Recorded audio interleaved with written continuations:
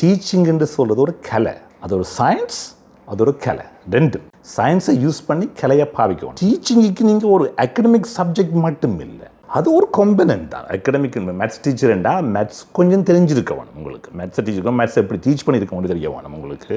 சில கான்செப்ட் எப்படி டீச் பண்ணி தெரிய வேணும். அதை தவிர உங்களுக்கு நிறைய விஷயம் இருக்குது. ஸ்கூலில் கிளாஸ் ரூமில் இருக்கிற பிஹேவியர் எப்படி மேனேஜ் பண்ண வேணும். சில பிள்ளைகளை வந்து அது மேத்ஸ் உங்களுக்கு பிடிப்படாட்டில் ஏன் அவன் பிடிப்படாமல் இருக்குன்னு கண்டுபிடிக்கணும். ஒரு ரீடிங் எடுத்துட்டீங்கன்னு சொன்னால் ஒரு பிள்ளை அதை ரீட் பண்ண கஷ்டப்படுதோ, நீங்கள் ஒரு நோட்ஸ் சொல்ல பிள்ளை எழுத கஷ்டப்படுதுன்னு சொன்னால் அது எங்கே அந்த பிரச்சனை வருதுன்னு தெரியும் டீச்சர்ஸ். அந்த காலத்தில் வந்து எங்களுக்கு இதெல்லாம் இப்படியா நடந்த நாங்கள் படின்னு சொன்னீங்க, நாங்கள் படிச்சு நாங்கள் தானே என்று சொல்கிறது. எஸ், நீங்கள் படிச்சுனீங்கன்னா அது திரும்பி பிள்ளை படிக்காமல் விட்டுருக்குது. அதையும் பார்க்கணும். நாங்கள் ஒன்டோரியலில் வந்து டீச்சர் ட்ரைனிங்கில் வந்து behaviour therapy, applied behaviour analysis text book அதெல்லாம் படிப்பாங்க. ஏன்னா டீச்சருக்கு தெரிய வேணும் வந்து எப்படி பிள்ளை பிஹேவ் பண்ணும், இந்த பிஹேவியருக்கு நீங்கள் என்ன செய்யலாம்னு சொல்லி. இங்கே வந்து நீங்கள் இந்த இன்ஸ்டிடியூட் ஆஃப் எஜுகேஷனோ டிபார்ட்மெண்ட் ஆஃப் எஜுகேஷனுக்களுக்கோ யாருக்காவது அப்ளை ஏபிஏன்னு சொன்னால் என்னென்று வெளிசுக்கு யாருக்காவது சொன்னீங்கன்னு சொன்னால் அவ்வளோதுக்கு சேர்த்து நான் சொல்லுவேன், நம்மளுக்கு தெரியாது. இது வெரி இம்பார்ட்டண்டான விஷயம். ஒரு பிள்ளை படிக்கிறதுக்கு அகடமிக் ஸ்கில் இல்லை, ப்ரீரெக்வசிட் ஸ்கில். என்ன ஒரு பிள்ளை படிக்கிறதுனா பிள்ளை ஒரு இடத்துல இருக்க வேணும், கான்சன்ட்ரேட் பண்ணணும், ஃபோக்கஸ் பண்ணணும். அதெல்லாம் வந்து டீச்சருக்கு தெரிய வேணும். ஃபின்லாண்டில் தானே இந்த பீஸா ஸ்டடியில் வந்து இந்த டாப் லிட்ரஸி ரேட் இருக்குது. அவங்க ஃபின்லாண்டில் இப்போ என்ன செய்கிறாங்கன்னு சொன்னால் ஃபேக் நியூஸ் எப்படி ஐடென்டிஃபை பண்ண சொல்லிக் கொடுக்குறாங்க கரிக்குலத்தில். வேறு இது வெரி இம்பார்ட்டன்டான நியூஸ். இப்போ வந்து ஏஎல்லாம் வந்து அப்புறம் பிள்ளைகளுக்கு தெரியும் எது ஃபேக் நியூஸ். யுத்தத்துக்கு பின்னுக்கு வந்து வேர்ல்டு வாருக்கு பின்னுக்கு வந்த ஆக்கள் வந்து இவ்வளோ முன்னேறிட்டாங்க. ஜப்பான் அங்கே வேர்ல்டு வார் இருந்து இங்கே போனாக்கள், யார் அமெரிக்காவுக்கு ரிஃப்யூஜியாக போனாக்கள் வந்து சைக்காலஜியில் இருக்கிற அனிமான சயின்டிஸ்ட் வந்து வேர்ல்டு வார் டைமில் அங்கே போனாக்கள் இப்போ பெஸ்ட் சைக்காலஜிஸ்டாக இருக்கிறாங்க.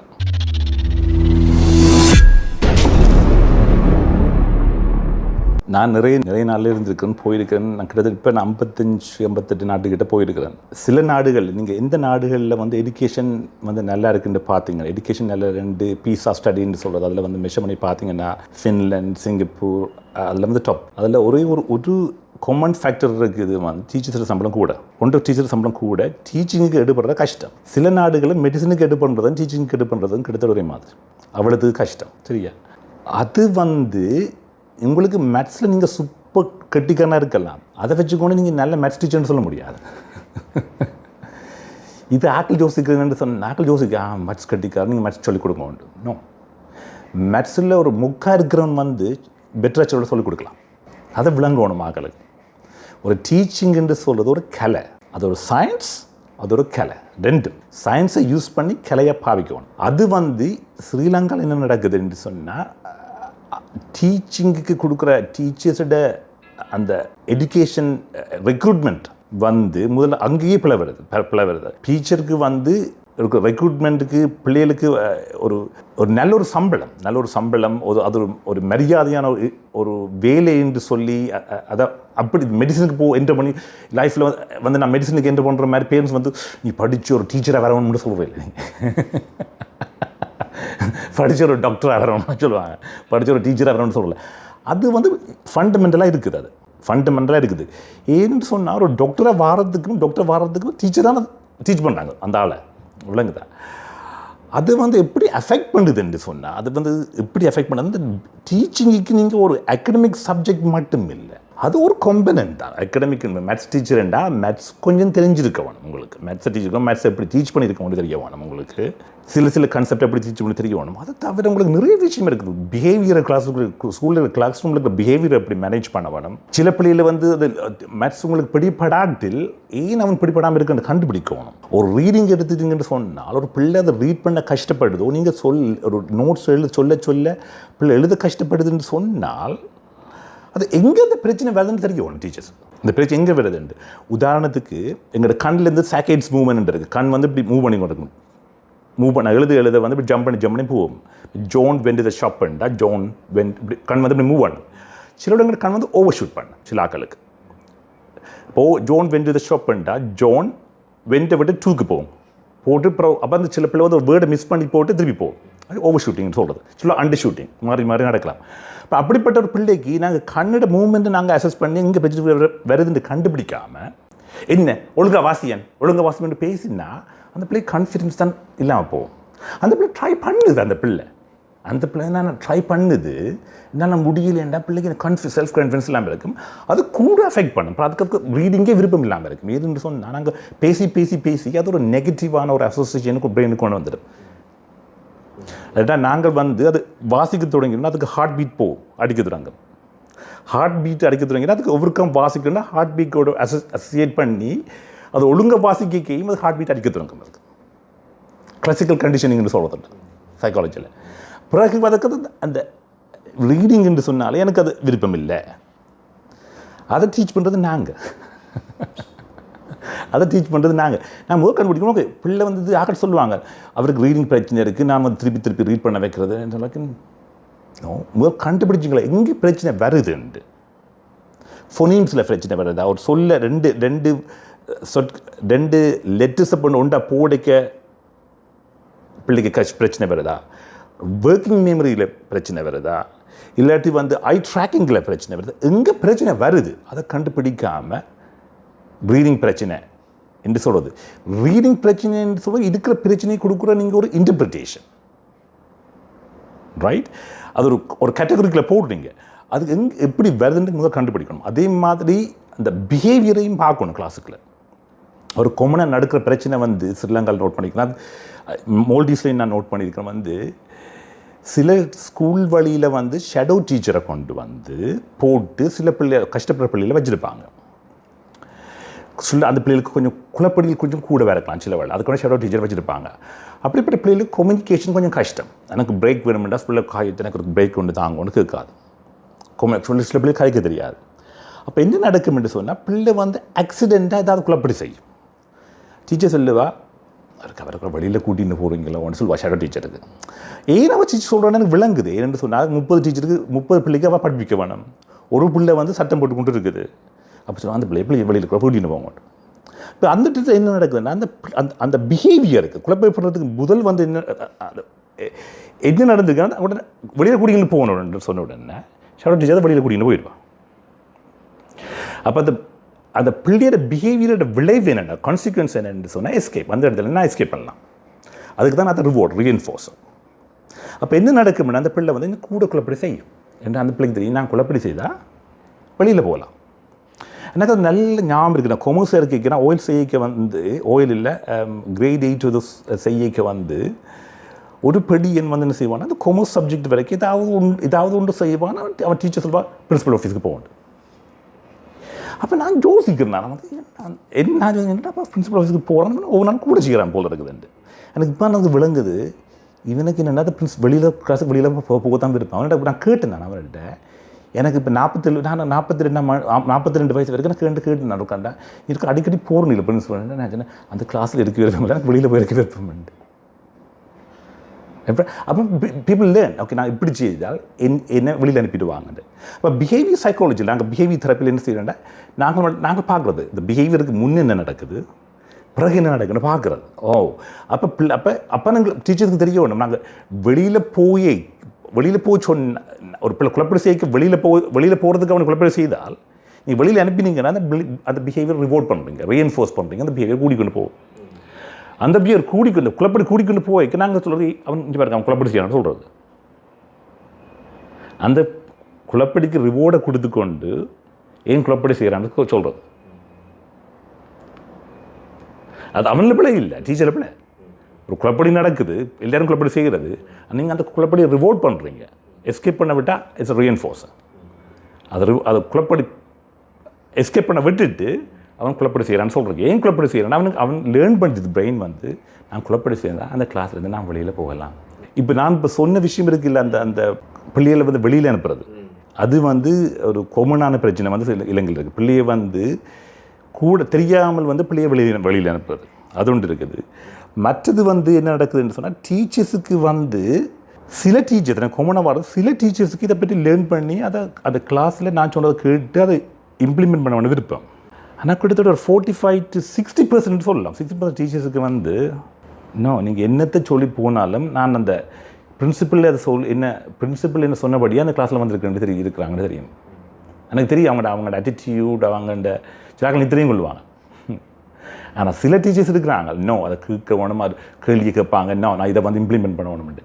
அது ஏன்னு சொன்னால் அந்த ஒரு மென்டாலிட்டியோடு இருக்குது. அந்த காலத்தில் வந்து எங்களுக்கு இதெல்லாம் இப்படியா நடந்த நாங்கள் படின்னு சொல்லி நாங்கள் படிச்சு நாங்கள் தானே என்று சொல்கிறது. எஸ், நீங்கள் படிச்சுனீங்க, நான் எத்தனை பிள்ளை படிக்காமல் விட்டுருக்குது, அதையும் பார்க்கணும். நாங்கள் எத்தனை பெர்சன்டேஜ் படித்து வந்தாங்க, எத்தனை பெர்சன்டேஜ் படிக்காமல் இருக்கிறாங்க, நாங்கள் அதையும் பார்க்கணும். நாங்கள் அப்போ நாங்கள் தாங்க சொல்லிக்க தங்களுக்கு சொல்லி நான் படித்து வந்தேன் தானே, ஓகே உங்களோட க்ளாஸில் எத்தனை படிக்காமல் இருக்கிறாங்க, அதையும் நாங்கள் பார்க்கணும். ஒன்று அந்த டீச்சிங் அப்ரோச்லி, first of all teaching approach, teaching ட்ரைனிங்கே நீங்கள் ஒன்டாரியோ கனடாவில் வந்து ஒய்சின்னு சொல்லுவோம், ஒன்டாரியோ இன்ஸ்டிடியூட் ஆஃப் எஜுகேஷன், ஒய்சியோட லைப்ரரியில் தான் நான் ஃபஸ்ட் டைம் வந்து பிஹேவியர் தெரப்பி புத்தகத்தை நான் பார்த்தேன். நான் அப்போ எனக்கு தெரிஞ்சு அங்கே ஒன்டாரியோவில் வந்து டீச்சர் ட்ரைனிங்கில் வந்து பிஹேவியர் தெரப்பி, அப்ளைட் பிஹேவியர் அனாலிசிஸோட டெக்ஸ்ட் புக் அதெல்லாம் படிப்பாங்க. ஏன்னா டீச்சருக்கு தெரிய வேணும் வந்து எப்படி பிள்ளை பிஹேவ் பண்ணும், இந்த பிஹேவியருக்கு நீங்கள் என்ன செய்யலாம்னு சொல்லி.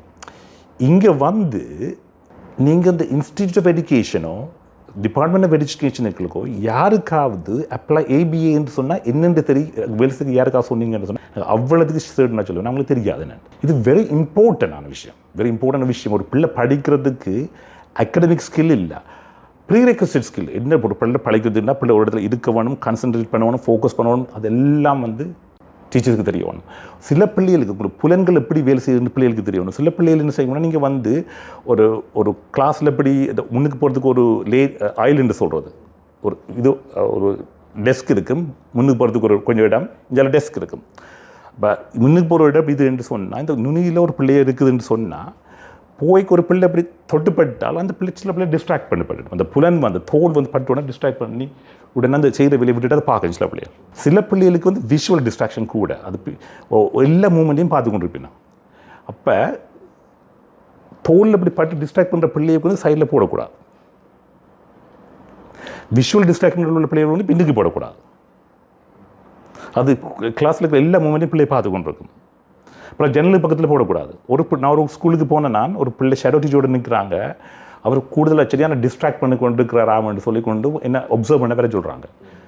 ஜன்னலுக்கு பக்கத்தில் பிள்ளையை போட்டுக்கிறாங்க, ஜன்னலுக்குள்ளே பிள்ளை போகுது, ஜன்னலுக்கு அங்கால ஒரு அணில் ஒன்று கற்று போடுறது, அது அணிலை பார்த்து கொண்டு இருக்குது. டீச்சர் கம்ப்ளைண்ட் பண்ணுறா, இங்கே பாருங்க அங்கே அணிலை பார்க்குதுன்ட்டு. அந்த டீச்சருக்கு ஜோசிக்கு தெரியலே, நான் அதை ஜன்னல் பக்கத்தில் போட்டு வச்சுக்கணும் அந்த பிள்ளைங்க. இல்லைங்க, அது பேசிக்கான சிலவர்கள் நான் யோசிக்கிறேன், ஒரு பேசிக்காக இது நான் எனக்கு சில என்னமான விஷயங்களுக்கு பேசிக், நான் இதில் எக்ஸ்பர்ட்டாக இருக்கிறபடியாக சில விஷயங்களுக்கு பேசிக் மாதிரி தெரியாது, ஏன்னா தெரியாது அனைமான டீச்சர்ஸுக்கு. அது உண்டு. பேரண்ட்ஸுக்கும் சேம் பிரச்சனை, பேரண்ட்ஸுக்கும் வந்து அனைமான விஷயம் வந்து இது தெரியாது. எனக்கு வந்து இதை வந்து பேரண்ட்ஸுக்கும் டீச்சர்ஸுக்கும் வந்து அவேர்னஸை கொண்டு வரணும், வெளிப்படையாக கொண்டு வரணும் விருப்பம். இதை எங்கே ஆப்பர்ச்சுனிட்டி கிடைச்சா, சந்தர்ப்பம் கிடைச்சாலும் நான் வந்து இதை பற்றி கதைக்கிறது. இது இந்தியாவை பார்த்தீங்கன்னு சொன்னால் அங்கே நிறைய ஆட்கள் இதுக்குள்ள எக்ஸ்பர்ட்டாக இருக்கிறாங்க. ஸ்ரீலங்காவில் இப்போ அந்த அப்ளைட் பிஹேவியர் அனாலிசிஸில் வந்து சர்டிஃபை பண்ணின ஒரு பிஹேவியர் அனாலிஸ்ட் நான் ஒரு ஆள் தான். இப்போ ஸ்ரீலங்கா ஒரு ஆள், நான் ஒரு ஆள் இருந்து கொண்டு 22 மில்லியன் பீப்புள் இருக்கிறாங்க. அப்போ எங்களுக்கு இப்போ நான் பிஹேவியர் தெரப்பியை வந்து நாங்கள் வந்து இன்டர்நேஷ்னல் பிஹேவியர் அனாலிசிஸ் மூலமாக ஸ்ரீலங்காவுக்கு நாங்கள் கொண்டு வந்திருக்கோம். இங்கே இருக்கிற ஸ்ரீலங்காவுக்கு எல்லா சர்டிஃபைட் பிஹேவியர் தெரப்பிஸ்ட்டும் எங்கள் ஸ்கூலில் வேலை செய்கிறாங்க. அதை சூப்பர்வைஸ் பண்ணுறதுக்கு தேவையான பிஹேவியர் அனலிஸ்ட்டையும் நாங்கள் வெளிநாடு தான் கொண்டு வர வேண்டிய இருக்குது. ஏன்னா இங்கே அந்த குவாலிஃபிகேஷன்கள் ஒருத்தரும் இல்லை. இங்கே கனடாவில் வந்து இப்போ 2 வருஷத்துக்கு முன்னுக்கு தான் ஒன்டாரியோவில் அதை ரெகுலேட் பண்ணி பிஹேவியர் அனலிஸ்ட் வந்து ஒன்டாரியோ காலேஜ் ஆஃப் சைக்காலஜிஸ்ட் என்று இருந்ததை பேரை மாற்றி இப்போ Ontario college of psychologist and behaviour அனலிஸ்ட்டை மாற்றி வச்சுக்கிறாங்க. யூகேல 2 இயர்ஸுக்கு முன்னுக்கு சைக்காலஜிஸ்ட் வந்து ஹெல்த் அண்ட் ப்ரொஃபஷனல் கவுன்சிலில் ரெகுலேட் பண்ணியும் பிஹேவியர் அனலிஸ்ட் வந்து ப்ரொஃபஷனல் கண்டக்ட் ஒருத்தரில் ரெகுலேட் பண்ணிட்டு இப்போ கொண்டு வந்தாங்க 2 இயர்ஸ் இல்லை. அமெரிக்காவில் எத்தனையோ 20 இயர்ஸுக்கு முன்னுக்கே ஒவ்வொரு ஸ்டேட்லேயும் வந்து ரெகுலேட் பண்ணி இன்சூரன்ஸ் எல்லாம் கொடுத்து எல்லாம் படியாக வச்சுக்கிறாங்க. இது கொஞ்சம் கொஞ்சமாக ஏஷியா எல்லாத்துலேயும் வருது. மலேசியா, இப்போ மோல்டீஸில் எல்லாம் மாலத்தீவுகளை பக்கத்தில் இருக்கிற நாடு 5 லட்சம் பாப்புலேஷன். பிஹேவியர் தெரப்பி நீங்கள் கவர்மெண்ட்டில் ரெஜிஸ்டர் பண்ணி ரெகுலேட் பண்ணாமல் செய்ய முடியாது. அது நிறைய நாடுகள் இப்படி செய்து கொண்டு வருது. ஏன்னா அவங்களுக்கு விளங்குது வந்து இது வெரி இம்பார்ட்டண்டான ஃபீல்டு உண்டு, வெரி இம்பார்ட்டண்டான ஃபீல்டு. இப்போ நாங்கள் கொஞ்சம் கொஞ்சமாக விளங்குது. அது ஏன்னா முதல் விளங்குது இல்லைன்னா முதல் வந்து ஆக்கள் ரெகுலேட் பண்ணி சர்டிஃபை பண்ணாமல் சும்மா ஒவ்வொரு யூடியூப்பில் பார்த்துக்கு இதெல்லாம் செய்ததால் அதுக்கு ஒரு பேட் நேம் உண்டு. இப்போ அது கொஞ்சம் இம்ப்ரூவ் பண்ணி வந்து அந்த இதெல்லாம் இம்ப்ரூவ் பண்ணி கொண்டு வருது கொஞ்சம் கொஞ்சமாக. பிள்ளைகளுக்கு வந்து நாங்கள் வந்து எப்படி டீச் பண்ணணுமோ அப்படி டீச் பண்ணினா பிள்ளைகளுக்கு அடிக்க வேண்டிய அவசியம் இல்லை. வெரி சிம்பிளாக போனால் எப்படி லண்டன்லாம் கனடாலாம் அடிக்காமல் படிப்பிக்கிறாங்க. எங்கேருந்து சயின்டிஸ்ட் எல்லாம் ஸ்டெப்பாக வராக்கள் அங்கே எங்கேருந்து வராங்க? ரைட், அங்கே கூட ஃபெசிலிட்டிஸ் எல்லாம் இருக்குது, வேறு ஃபேக்டர்ஸும் இருக்குது, அதுவும் இருக்குது தான். அதில் என்னென்னு செய்கிறாங்க? ரைட், இப்போ சும்மா அடித்தாலே வெளியில் போகிறாங்களே, நீங்கள் அடிக்க வேண்டி வருது முதல் மை கொஸ்டின், நீங்கள் முதல்ல அந்த அடிக்க வேண்டி வருது. எங்கள்கிட்ட உலகம் எவால்வ் பண்ணி கொண்டு போகுது, என்வரான்மெண்ட் சூழல் மாறிக்கொண்டு போகும். இன்னும் ஒரு 20 இயர்ஸில் சூழல் வேறு மாதிரி இருக்கும். சரியா, சூழல் மாட நாங்களும் அடாப்ட் பண்ணி கொண்டு போகணும். போதையில் வருது, எஸ் நாங்களும் அடாப்ட் பண்ணணும். எஸ் போதை இருக்குது, இப்போ கூட என்டர்டெயின்மெண்ட் இருக்குது, கூடுதலான ஸ்க்ரீன் இருக்குது. எஸ், அதுக்காக வேண்டி பிள்ளையில் சாட்ட வேண்டிய அவசியம் இல்லை. என்ன பொறுத்தவரை நாங்கள் அடாப்ட் பண்ண வேணும். நாங்கள் அதுக்கு தக்க அடாப்ட் பண்ண முடியும். ஸ்க்ரீனை பிள்ளைகள் டிவியை பார்க்குறாங்கன்னு சொன்னால் நான் சொன்ன வெரி கிளியர். 2 பிள்ளைகள் எடுத்து நான் சொன்ன டிவி பார்க்கணும், டிவி பார்க்கலாம். டிவி பார்க்குறேன்னு சொன்னால் நீங்கள் இதை செய்யணும், இந்த விஷயம் செய்யணும். முதல் இந்த எக்ஸசைஸ் செய்யணும், அதுக்கு ஒரு மேட்ச் செய்யணும், இதுக்கு ஒவ்வொரு காட்சிக்கு உங்களுக்கு ஒரு ஸ்டார், உங்களுக்கு 10 ஸ்டார் எடுத்தால் உங்களுக்கு 20 மினிட்ஸ் டிவி பார்க்கலாம். டிவி பார்க்கக்கூடாதுன்னு இல்லை, நீங்கள் பார்க்கலாம். இது செய்திங்கன்னா உங்களுக்கு இது கொடுக்கலாம். பிரெயினுக்கு என்ன செய்யும், பிரெயின் என்ன செய்யுதுன்னு சொன்னால், இந்த வேலையை செய்த உடனே நான் அந்த ஸ்டார் எடுக்கிறீங்களா, ஸ்டார் கண்டிஷன் ரீஎன்ஃபோர்ஸ்ன்னு சொல்கிறது. ஏன்னா அந்த ஸ்டாரை நீங்கள் ரிவார்டாக நீங்கள் திருப்பி மாற்றுறீங்க டிவிக்கு, அது கண்டிஷன் ரீஎன்ஃபோர்ஸ். ஒரு பிஹேவியர் நடந்தால் பிறகு அதுக்கு விளைவாக எனக்கு உங்களுக்கு விருப்பமான ஒன்று கிடையாது, அந்த பிஹேவியர் கூடும் உடனே விளங்குது. அதே மாதிரி இப்போ ஸ்க்ரீனில் ஒரு பிள்ளை டிவி பார்க்குது என்று சொன்னால் அதை நாங்கள் டிவியை எதிரியாக பார்க்க வேண்டிய அவசியம் இல்லை. டிவி உங்களுக்கு சார்பாக பாவிக்கலாம் நீங்கள் விளங்குதா. இன்டெலிஜென்ஸ் என்று சொன்னால், அறிவு என்று சொன்னால், ஆக்கள் சொல்கிறது ஐக்கியூன்னு சொல்கிறது. இப்போ நாங்கள் தெரிஞ்சு ஐக்கியூ இஸ் நாட் இன்டெலிஜென்ஸ். எங்களுக்கு அடாப்ட் பண்ண வேணும் மட்டும். இன்டெலெக்சுவல் டிசபிலிட்டி டிஸார்டரை பார்க்க நீங்கள் ஐக்கியூ மட்டும் பார்க்குறதில்ல, அடாப்டபிலிட்டியும் பார்க்குறோம். நாங்கள் சூழல் மாறிக்கொண்டு போச்சு என்று சொன்னால் நாங்கள் அடாப்ட் பண்ணி கொண்டு போகணும் சூழலுக்கு பதிலாக. அதுக்கு தக்க டீச்சர் ட்ரைனிங்கே மாற்றணும். நாங்கள் டீச்சர் ட்ரைனிங்கை மாற்றணும், ஸ்கூல் பாலிசிஸை மாற்ற வேணும், எஜுகேஷன் பாலிசிஸை மாற்ற வேணும். அதுக்கு தான் மாற்றி கொண்டு போகணும். நாங்கள் அதுகள் எல்லாத்தையும் மாற்றாமல் என்வரான்மெண்ட் மாறிக்கொண்டு போய்க்கு இது நடக்கத்தான் செய்யும். Yes, this will happen. Environment மாறிக்கொண்டு பிள்ளைக்கு கூடுதல் ட்ரக்ஸ் எல்லாம் இருக்குது என்று சொன்னால் நீங்கள் பாலிசிஸை மாற்றணும். விளங்குதா. அதுக்காக வேண்டி சில விஷயத்தில் பிள்ளைகளையும் ப்ளஸ் சொல்ல முடியாது. ஒரு பிள்ளைக்கு 2 எங்கிட்ட பிரெயின் இப்படி ப்ரோக்ராம் பண்ணி போட்டுருக்குன்னா எங்கே கூட ரிவார்ட் வருதோ அதுக்கு அங்கே செய்யணும்.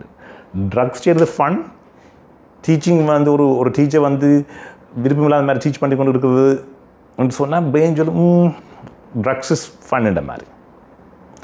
ஏன்னா சின்ன பிள்ளைகளுக்கான brain short term pleasures more important. அப்படி தான் ப்ரோக்ராம் பண்ணி வளர தான் எங்களுக்கு எக்ஸிட்டிக் ஃபங்க்ஷன் எல்லாம் வரைக்க அந்த இம்பல்சிட்டி குறைவாக போகுது.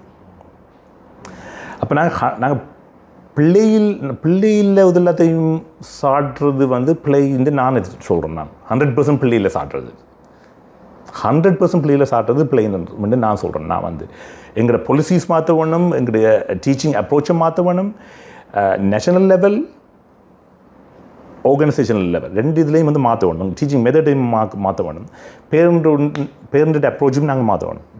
அப்படித்தான் நான் யோசிக்கிறேன். இது இப்போ அவங்க சொன்னாங்க இப்படி இந்த யுத்தத்துக்கு முன்னுக்கு அப்படி இருக்குது, யுத்தத்துக்கு பின்னுக்கு இப்படி இருக்குதுன்னு சொன்னால் இது மற்ற நாடுகள்லையும் இருக்குது தான். இந்த சேம் பிரச்சனை மற்ற நாடுகள் இருக்குது. யுத்தத்துக்கு பின்னுக்கு வேர்ல்டு வாருக்கு பின்னுக்கு ஆக்கள் இவ்வளோ முன்னேறிட்டாங்க. வேர்ல்டு வாருக்கு பின்னுக்கு ஆக்கள் இவ்வளோ முன்னேறிட்டாங்க. ஜப்பான் அங்கே வேர்ல்டு வாரில் இங்கே போனாக்கள், யார் அமெரிக்காவுக்கு ரிஃப்யூஜியாக போனாக்கள் இருக்கிற அனைமான சைக்காலஜியில் இருக்கிற அனைமான சயின்டிஸ்ட் வேர்ல்டு வார் டைமில் அங்கே போனாக்கள் இப்போ பெஸ்ட் சைக்காலஜிஸ்டாக இருக்கிறாங்க யூதர்கள். எஸ் இருக்கிறாங்க. அப்போ நாங்கள் யுத்தத்தால் இப்படி சொல்லி அதை காரணமாக காட்டி கொண்டிருக்கோம். நாங்களோட விக்டிம்னு சொல்லி கொண்டு இருக்கக்கூடாது.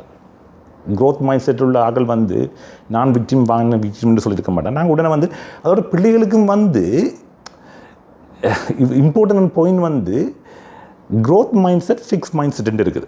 சிலாக்கிட்ட mind set growth mind set. Growth mind என்றால் இன்னொரு ஒப்ஸ்டாக்கிள், எங்களுக்கு முன்னுக்கு ஒரு பிரச்சனை இருந்தாலும் நாங்கள் அதை தாண்டி போகணும் இருக்குது. சிலாக்களுக்கு என்ன இருக்குதுன்னா ஃபிக்ஸ் மைண்ட் செட். என்ன நடந்தாலும் டீச்சர் சரியில்லை,